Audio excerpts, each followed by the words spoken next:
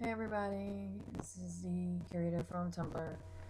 My video log for Once Upon a Time, Season 3, Episode 5, Good Form. Okay, I know this is egregiously late, and it's not because I didn't enjoy the episode. It was actually because this whole week has been egregiously busy. Tumblr has been insane. Right after the episode aired, yeah, none of us in the tag were in our right minds after that episode aired, and then over a series of days afterwards, we kept getting behind the scenes pictures and video and stuff, and we're all kind of having major meltdown. So, between college coursework and that, it took me this long. So, again, not a spoiler-free zone. Um, Obviously everyone has seen it because tomorrow is episode 6, Ariel. So I'm not gonna rehash. Everybody knows what's happened. For God's sake, Tumblr burned up Tumblr and every other internet fan site, and so yes, Colin O'Donoghue, all the fucking awards right now. All the awards. Because goddamn. I'm not even talking about the flashbacks, which were really, really, for once, and I'm gonna straight up mention this. The flashbacks were really well done. I've said many times that as much as I love this show, you would think that because they are owned by Disney, Disney has such a large monopoly on animation and CGI and stuff like that, that they would be able to do better with their special effects. I don't know if it's a money issue or if it's just we don't want to focus too much on it issue or what, but there's a lot of times when they do special effects that it looks hokey. I've always been kind of a fan of moderating CGI and special effects with live action stuff, and also of letting the emotion tell the story. In this particular episode with these flashbacks, they did an amazing job of that. I mean, yes, there was obviously special effects when the Jolly Roger takes off and flies towards the second star. Yes, but the way that they did it, it was very well done. The CGI was seamless, and it didn't look hokey, it didn't look out of place. It looked very well done, and that was probably the smallest bit of CGI that they had. Other than, of course, the big Neverland background shots of Dead Man's Peak. But the point is that they let the emotion tell the story of this plot going on, this subplot with telling the story of how Killian Jones became a pirate, what happened with his brother. And that drove that flashback. I really think that's what they need to do that's what they need to start focusing on more with their flashbacks, is letting the emotion tell the story. Less CGI the better, because you put too much of it on and it looks hokey, you run the risk of people not taking it seriously, and their focus is removed from the story and the emotion, and then you just kind of look at the hokiness of the CGI. And it kind of sucks, because the show is better than its effects. It should not just be looked at for that. It's better than its effects. And I can tell you there have been a lot of episodes where the flashbacks were CGI light and were really, really good. Especially when they focused on the story itself, like the Hansel and Gretel episode. What else? There's so many flashbacks, I can't even. Oh, Skin Deep with Belle. There was very little in the way of special effects in that episode, other than probably the interior shots of the Dark Castle. Most of everything else was the emotion of the story between Rumple and Belle, and it made those those particular flashbacks was probably some of the best in the 3 years that the show has been on. And now what they did with Hook's story, I mean, they could not have done it better. It was perfect. So in this episode, Emma and company managed to land themselves a minor victory in their pursuit of Pan. We can see as this episode wears on that Pan's influence over Henry is growing. I still can't tell how much influence exactly Pan has over Henry, if Henry is just playing Pan and making it look like he has more influence than he actually has.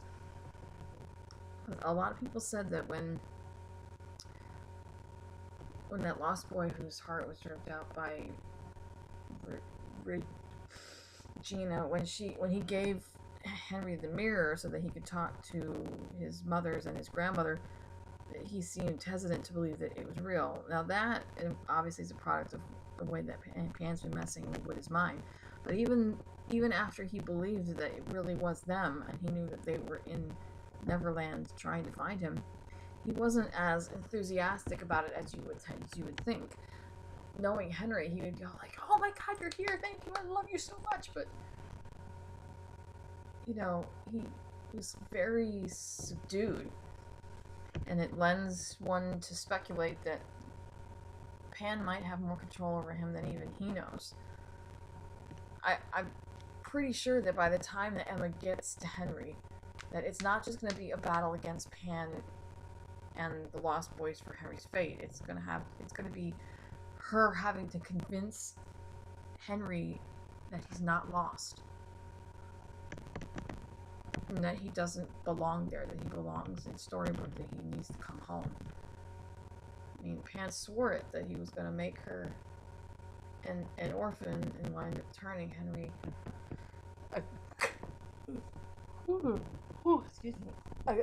against her, and it's like he has all these pieces, all these people that are there are like his players on this chessboard, and every time something doesn't go the way he wants it to, he moves them around. So Emma, Snow, and Regina pull off a little coup d'etat with one of the Lost Boys that they managed to wrangle, rip out his heart, and get him to obey their orders to take the mirror to Henry so that they can communicate. They know that if they don't let him know that they're there, he will start to lose hope. If he starts to lose hope, he will become lost. Emma knows this intimately because of all of everything she went through when she was in foster care, and also the tick marks on the walls of Neil's cave. He counted the days he was there up to the point where he lost hope, and he just simply stopped counting because there was no point. Just like Emma, she had counted all the days that she was in foster care, hoping one day a family would adopt her and love her, but then got to the point where she stopped counting because there was just no point. This episode was divided between Emma, Snow, and Regina with their coup with that Lost Boy, and then you had Hook and Charming off doing their little bromance adventure, which was amazingly awesome. Yes, this bromance, this Captain Charming, is going to be epic. Epic! Almost as epic as Captain Swan. Anyway, there was a little moment in the cave that everybody, I'm sure, is aware of after she sees the tick marks, and they discuss that they want to figure out a way to send a message to Henry. Everybody else leaves. Charming is on his way out, but for the most part it's just Emma and Hook, and he kind of tries to tell her that he understands how she feels. He knows what it is when you to lose hope, and she kind of looks at him like, really, I don't have time for your pickup lines. I need to, I'm not in the mood for your bullshit. And that's the thing, she totally misread what he was trying to do. He wasn't trying to, pick her up. He was trying to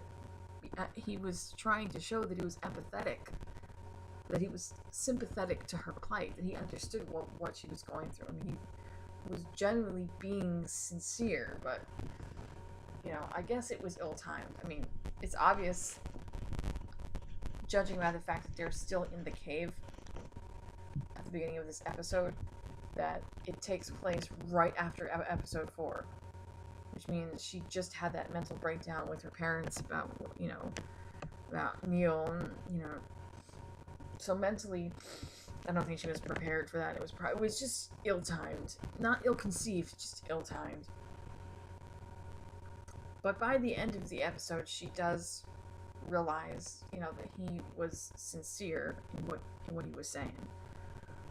As she leaves, Charming comes up to him and says, you know, I seen you,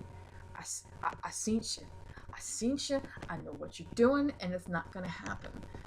She's never gonna like you because you're just nothing but a pirate. And now, I was willing to grant Charming a little leeway in this episode, considering he was pretty much on his last legs. He was probably not in the right frame of mind. But even I have to say, there were points in this episode where I just wanted to just deck him.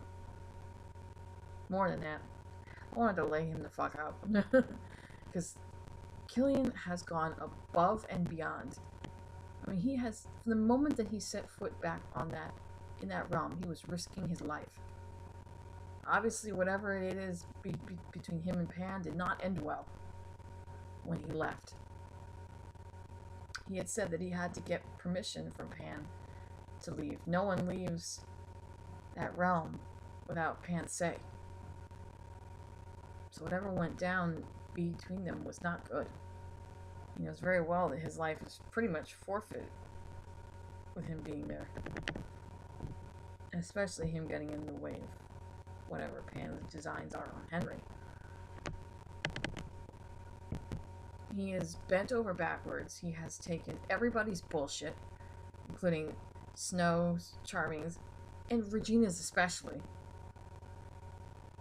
He's allowed his lifelong enemy on board his ship, laid his revenge down. All of this. He has been by Emma's side non-stop. He supported her. Physically, emotionally, mentally, I mean, in every way, shape, and form. And yet, still, they cannot even give him the benefit of the doubt simply because he's a pirate. What saddened me most of all is the look on Killian's face when Charming leaves. He at first has this smug-ass look because, you know, that's how he defends himself. When people, you know, talk shit, he gets all cocky and stuff. But it's really just a mask. And when Charming leaves, you can see his face just drop. And the light just disappears from his eyes. In that moment, you know that he honestly believes what Charming is saying. That he's just nothing but a worthless pirate. And that he doesn't deserve her. It just breaks your heart that, you know, right after this leads into the first part of the flashback, which takes place on not the Jolly, because it's not the Jolly yet, it's called the Jewel of the Realm. This is 300 years in the past. Hook is not Hook, he's just Killian Jones, Lieutenant Killian Jones of the Royal Navy.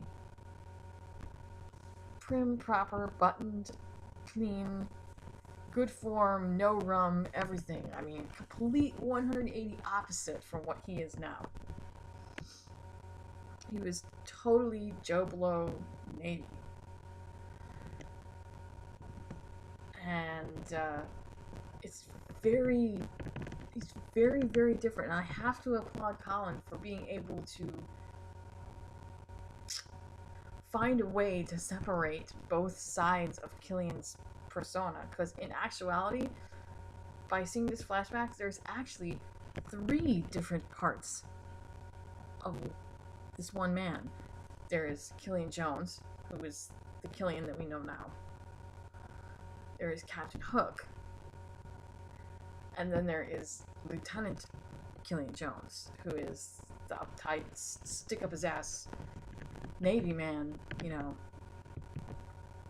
But for all his uptightness, you could tell when he was talking to his brother about this mission that they were supposed to go on. He was very idealistic, wanting to believe the best in everybody, thinking that this mission would bring them glory. And I think and every time that he spoke to his brother, you could tell that he idolized him. Killian absolutely idolized him. Because I really do think, we know that Liam is the only family that Killian has ever had. His mother obviously died when he was young. We know his father abandoned him when he was a child. So Liam is all he has left in the whole world. I'm curious to know how exactly this relationship started, because it's obvious from the casting call we know that the Liam character is 35 years old, and we also know that Hook, from the time he met Mila to the time she died, they were together for at least 10 years, which means he had to have been a pirate for at least a couple years before that. So in this episode, in this flashback, he had to be at least 19 or 20, at least. He was quite young compared to his older brother.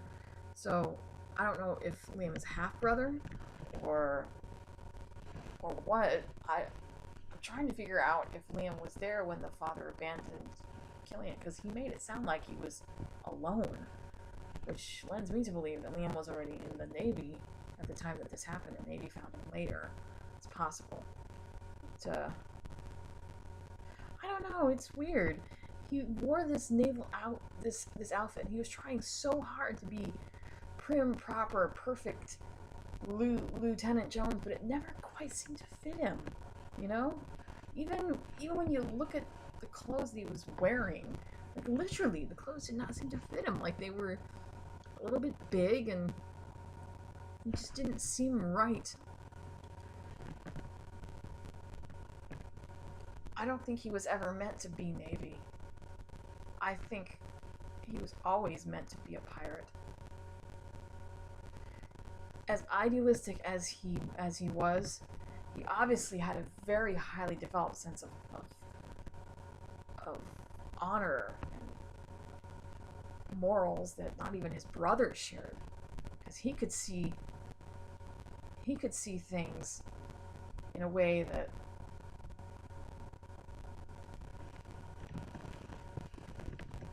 most people couldn't. He had his suspicions right off the bat when Liam had told him that this mission was to secure this very important plant that would ensure it could heal any ill. You could tell right off the bat that Killian was like, "Are you sure about this? Because this seems too good to be true." Now you have to think they come from the Enchanted Forest, which is a realm of magic, so you wouldn't think this would be something that is completely unheard of. It's not like they've never been around magic before, but still in his mind he's like, this seems too good to be true. This doesn't seem right. Well, the only war that I can think of that they were dealing with at this time, 300 years ago, was the war with the ogres. So I'm assuming that it was that. And that the king was looking for a way to get rid of his ogre problem. But, oh, and also from the emblem on Killian's brother's satchel, the military emblem had the 5 pointed flowers, which means whichever the king that they served is Snow is a direct descendant from that king. Anyway. So we do know that it's the same kingdom. So, present day Neverland, Hook and Charming go on a mission to retrieve a sextant that Hook says will be able to help him break the code on Neil's star map and get them out of Neverland, because Tink won't help them unless they have an exit plan. Hook can't read Neil's star chart because he's got it coded. I know for a fact that the sextant was real. Everybody saw it in the flashback. It was not fake. It was real. What happened to it, I don't know. Obviously, the satchel, Killian's brother's satchel was worn down with time. It was 300 years old and it was leather, so obviously it fell apart. But he managed to keep that little piece of it. I'm thinking the sextant may be on the ship. I know what you all are going to say straight off the bat. Well, he can't fly the fucker out because he burned the Pegasus sail, so he can't fly it out. Well, that's not the only thing that can make a ship fly. Toodaloo, motherfuckers. Let's not forget the pixie dust. And yeah, you're like, well, you can't get pixie dust because Tinkerbell, you know, she doesn't have wings, so she can't, you know, make any pixie dust. Oh, wait, hold on. Hold the fucking phone. Tink specifically said that Peter Pan was hoarding pixie dust for himself. So Peter Pan definitely has it. If they were able to get enough, sprinkle it all over the ship. Second star to the right, straight on. I honestly think that's the only way that they're gonna be able to get out, because they don't have a beam, so portals is not happening. I think that's how Hook managed to get out the first time. Whatever the deal was that he made with Pan, I think he managed to just secure himself in a pixie dust to coat the whole ship to get out. Because I surely to God know that Pan does not have any portal beams. Only the giants know how to grow them, so I know Pan doesn't have any portal beams. Unless you hitch a ride with that shadow, which I really don't think that would happen. Anyway, another cute little scene. Right after they leave the cave, they're all sitting in their little camp and they're putting together, they're weaving rope to make the net that they eventually use to capture that lost boy. And Snow asks Charming to go get some more rope. And he says okay, and he pretty much orders Hook to go and help. And Hook just looks at him like, I want to do this. Why? And then Emma looks at Hook and goes, well, because we need more rope. And he looks back at her, you know, with that cute little Princess Bride bow, as the lady wishes. I almost fell out of my chair. I was like, ding ding, married. No, he won't do shit for anybody else. But if she asks, yes, dear, whatever you say, dear. And this is not the first time that he has done this. They were also sharing very disconcerting looks before he left the camp. You could tell that he wanted to talk to her. He wanted to say something more, and I know that she did. I could tell by the look on her face that she realized that she had been a little too gruff, and that she may have hurt his feelings, and that he really was trying to help. And I could tell she was warring with herself whether or not she wanted to attempt to apologize. But she didn't. So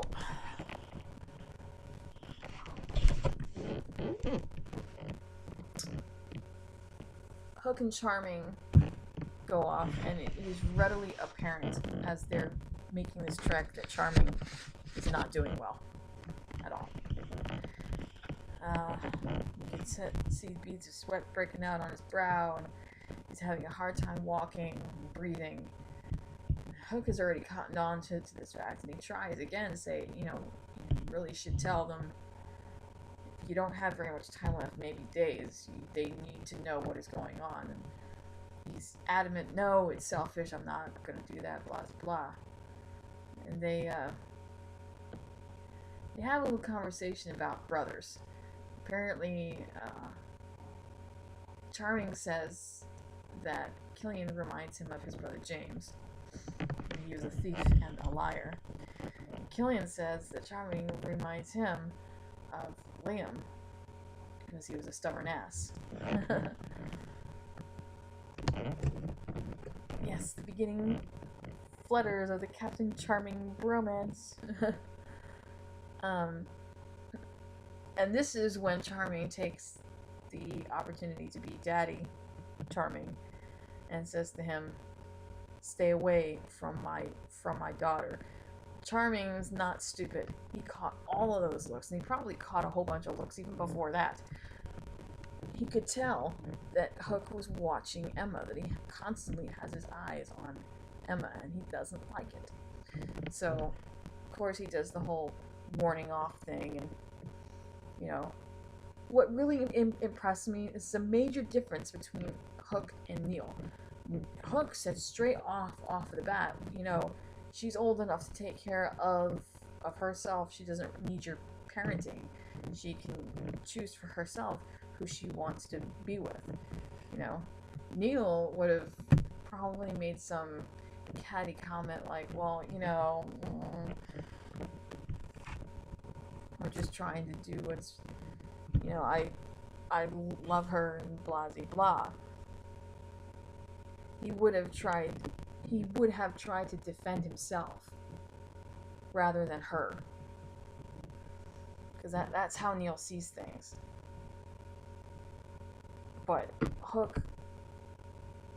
because of how much he loves her, he defends her first, which is something about Neil that is sorely lacking. They get into a scuff, and Charming passes out, and that's when Hook realizes that the poison has been flowing a lot quicker than he thinks. It's not days that the Charming has, it's hours. So Hook devises this plan, makes him think that the sextant is up at the top of Dead Man's Peak, and says, if we get up there, you can get that sextant and get it to Emma. I can decipher that star map, and we can get out of here. So Charming takes that as, you know, his last mission, the last thing that he'll do to ensure that his family is safe. And he tells Hook, you know, obviously I'm not going to make it back, so tell them that I died a hero. What he doesn't realize is that Hook had planned this from the beginning. He dropped that piece of leather to get the conversation started.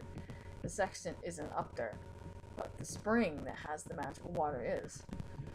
So how are they going to reconcile this? Charming is cured, and that's great, but now Charming can't leave Neverland. How are they going to reconcile this? And this parallels to what happened to Killian's brother, Liam. Once they finally get to Neverland, the first person that they meet up with is Peter Pan, but this is the first time, literally the first time in these flashback shots that you've seen Neverland during the day, which lends me to believe that whatever happened over time, some sort of darkness took control of this realm, because you never see sunlight there. It's like it's constant night. I don't know if that's an effect of the dark magic or Pan or what, but there, even the way that Pan was in this flashback, he was still, you know, a little shit, but that's because he's a kid. The way he was acting was closer to Barry's stories than what he is now, completely and totally corrupted and perverted. Not sure what happened between then and now, but they were searching for the flower, and they showed him the picture, and he said, this isn't a cure-all, this is Dream Shade, which is Neverland's most potent poison. Of course, Liam thinks he's mistaken, but Killian's starting to see that his suspicions are true, that the king is cowardly enough to use this poison to wipe out the entire, I'm going to say, ogre nation or whatever enemy that he was at war with, which in Killian's mind is not good form at all. That it's a dishonorable thing for him to do, take his enemies out in one fell swoop without even giving them a chance to fight. I mean, Killian himself said he has no problem fighting on the front line. It's an honorable battle, but he wants to do it, but he's not going to fight it's not a fair fight, and that's definitely not a fair fight. Liam doesn't believe it, so he tests the dream shed out on himself, and of course, he succumbs to its poison. After which Killian begs Pan, saying that he will do anything if Pan will tell him if there is a cure, and there is that waters, which Liam drinks and it cures him. But Pan is quick to remind them that all magic comes with a price. And I think Killian was just so glad to have his brother back that he didn't really care what that price was. And the price is that since its magic comes from Neverland, once you drink it, you can never leave, or else the magic wears off. Because as soon as they set back out, once Liam realized that what Killian said was true, that the dream ship was actually poisonous, they had set out to go back to the enchanted forest to tell anybody that would listen that their king was a corrupt, immoral coward. The minute that the ship set down on the waters of the enchanted forest, Liam dropped dead. So Killian lost the only family that he had left. And that whole scene was just absolutely just wrenched your guts. Just wrenched your guts. And this was the catalyst for him leaving the Navy and deciding to become a pirate, because he refused to take orders and sail for a corrupt and cowardly king. He wanted to be a free man, and he wanted to make his own rules. So he was doing the wrong thing for the right reasons, basically.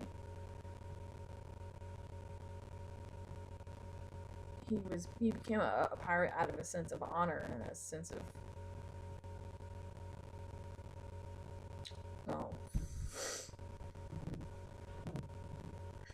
out of a sense of honor. And yet they branded him as nothing but a criminal. He didn't become a pirate because he wanted to go and kill people.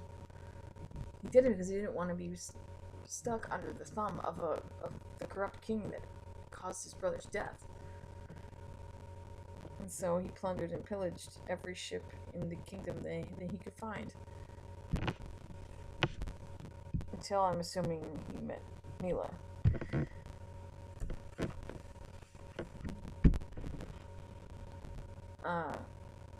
So the flashbacks to Hook's past parallel what happened with him and Charming. A very interesting couple of scenes was actually between Hook and Pan. Hook was the first one to scale Dead Man's Peak. Charming was down at the bottom waiting for the rope to be thrown so Hook could pull him up.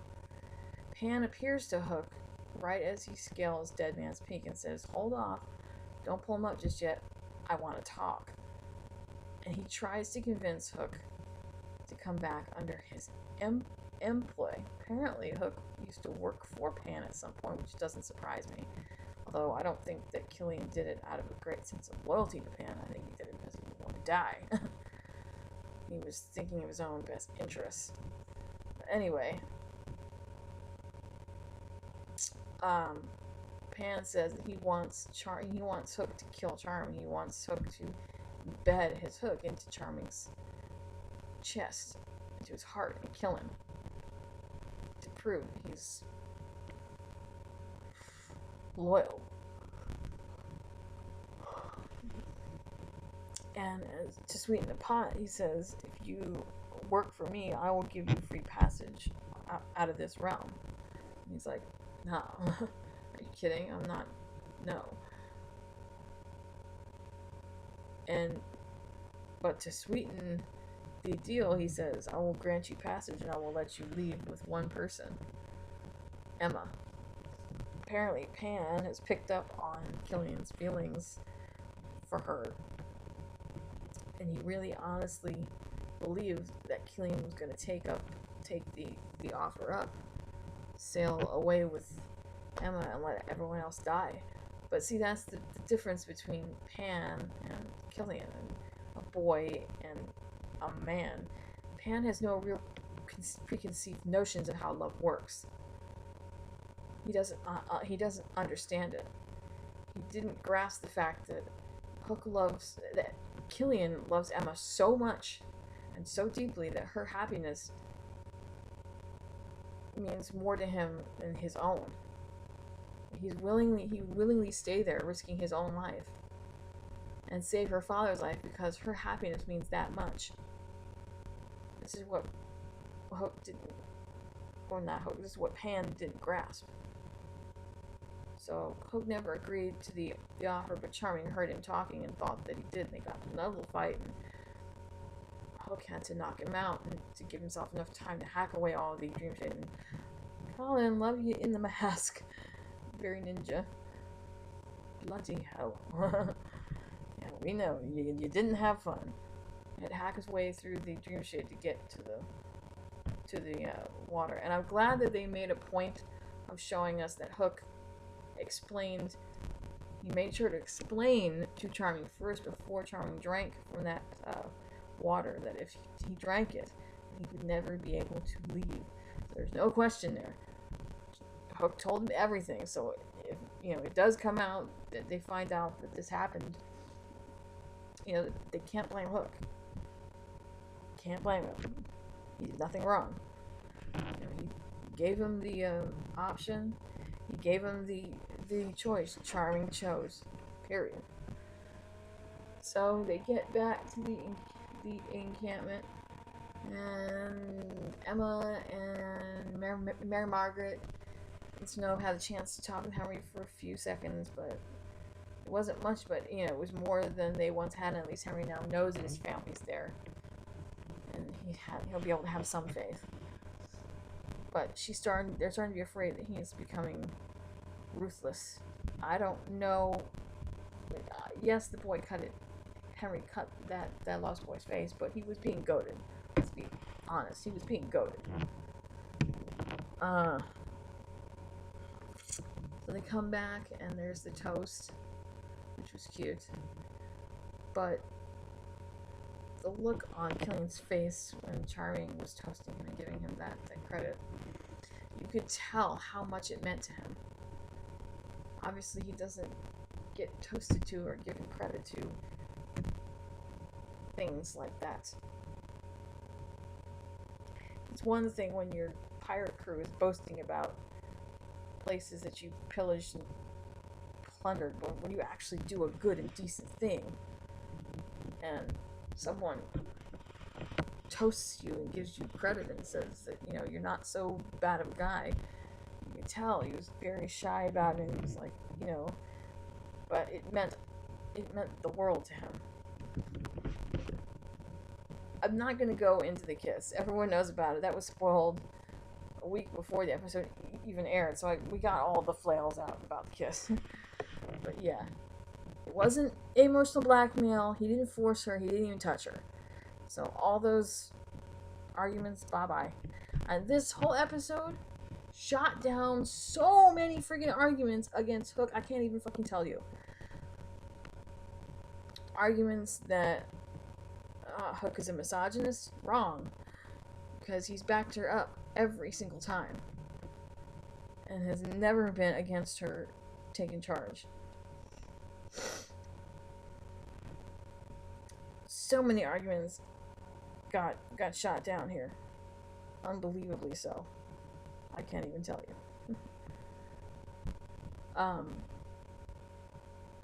One of the final scenes, Pan returns to talk to Hook while Hook is sitting there on the rock drinking from his flask. And he drops that bombshell that Neil is in fact alive and on the island. Pan knows because he's got him in a wooden box, along with somebody else next to him that everyone is kind of sort of thinking is Wendy. And he leaves it to Hook whether or not Hook would tell Emma the truth and risk possibly losing her to Neil. Whereas if he didn't tell her and she found out anyway, he'd probably lose her regardless because he lied. So now the ball is firmly in Hook's court. Will he do the honorable thing? Will he tell Emma that Neil is alive and Pan has him, or will he not say anything? Well, I know that Pan is trying to drive wedges, because that's what Pan does. But again, Pan does not understand the dynamics of love. He does not understand that Emma's happiness means more to him than anything. And yes, he will do the good thing. He will do the right thing, and he will tell her. Because her happiness means more to him than anything. Even if that means he has to lose her to Neil, if she's happy, that's all that he cares about. Now, will he get interrupted while he's trying to tell her? Maybe. We already know he's not going to hold it in, because according to the press release for episode 6, yes, they're having aerial flashbacks, but in present day, they're going on a mission to get Neil out. So obviously, they all know.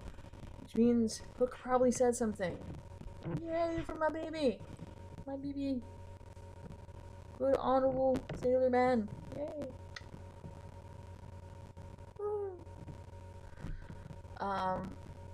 So that's the end of that episode. All in all was one of, probably had to be the highest rated episode on ABC to date. Not surprising at all. Even though it was playing opposite the World Series baseball game, it's still number one slot. How could it not be? It's Hook! Seriously, people. So, we should be expecting Ariel, which I'm looking forward to a lot. Especially Gil. I want to see Gil. I've been so excited to see Gil playing Eric. I can't even tell you. He's like my Colin times 2. We did get some preview photographs from Vancouver, from fans, and also Van City. They were on set. They have been filming episode 10.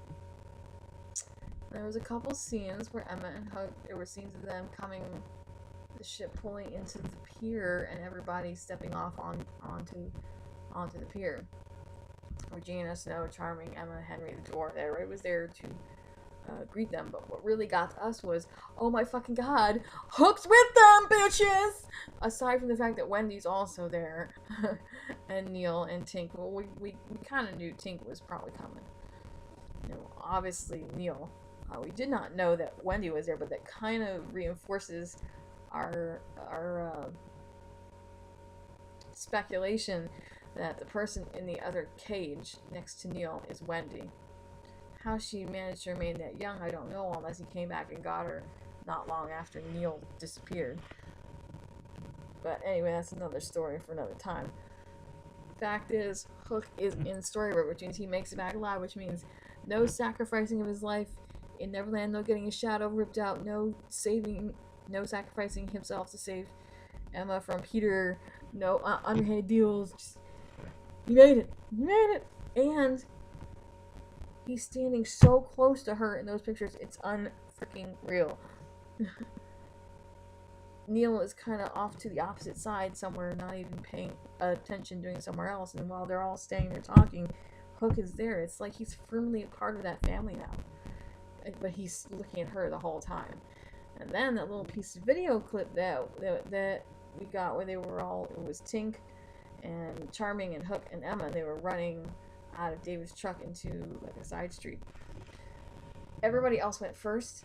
Hook literally waited for Charming and Tink to run in front of him. And then as soon as Emma sets off, he sets off alongside her, and they look at each other first before they start to run. How is this necessary? It was not necessary, but they made a point to show that. Yes. Now, the picture where they're at Blue Fairy's house, I don't know if they're actually holding hands. I don't care whether or not they are. I mean, if they were, it'd be totally fucking awesome. And vindication, success, glory. But even if they're not, it doesn't matter. The fact that they can stand that close to each other, and be that intimate, and have that much easiness. Do I have to draw you a picture? I'm not saying that necessarily that they decided to get involved. They might. I mean, Hook said, or Colin said that they won't be sharing any more kisses till they get back to Storybrooke. So that's telling me that there's going to be more, obviously. yes, it's not going to happen while they're in Neverland because Emma's focusing, and rightly so, on getting Henry back. But once they get back to Storybrooke and there's no excuses, there's no places to run, she can't backpedal anymore. She's got to kind of face it. Yeah, shit's gonna hit the fucking fan. Especially whenever Neil finds out, because they're trying to make it sound like Neil's trying to get her back. Yeah, it's gonna be crazy. Crazy insane. I don't know much else of what's gonna happen. Episode 10 is supposed to be airing, I think, the end of November. So we won't really know. But anyway, that's the end of the blog. Hope you guys enjoyed Good Form. I did. Excellent episode once again. J-Mo, Colin O'Donoghue, all the awards, people. All the awards. Oh, and Josh, I love you, man. I really do. This bromance that you guys got going on, it's like the greatest thing since sliced bread, dude. Keep it up. I am so glad that by the end of this episode, it seemed like Hook had finally gotten the Charming family's approval. And he hasn't said that he's actively trying to court her, but it's glaringly obvious that he is. And he's working very hard towards it. So having Charming's approval is a big step. Very, very big step. So that's it for the vlog, and I will be back in a couple of days to do Season 3, Episode 6, Ariel. And we'll see how well that they've managed to keep in line with that story. Ariel becoming part of your world. We'll see how well that they keep it. I've already seen sneak peeks of Regina turning into Ursula, and I looked at that and I said, God, could they have not gotten Pat to do it instead? Because the accent that she uses, it's like a combination of Pat and Sebastian together had a love child. Sebastian does that whole reggae chic type thing. Pat's more of your nasally New York subway girls, you know. I don't know how it's gonna go down, but it definitely looks interesting. So I'll see you guys back in a couple of days for Season 3, Episode 6, Ariel. Peace out, guys.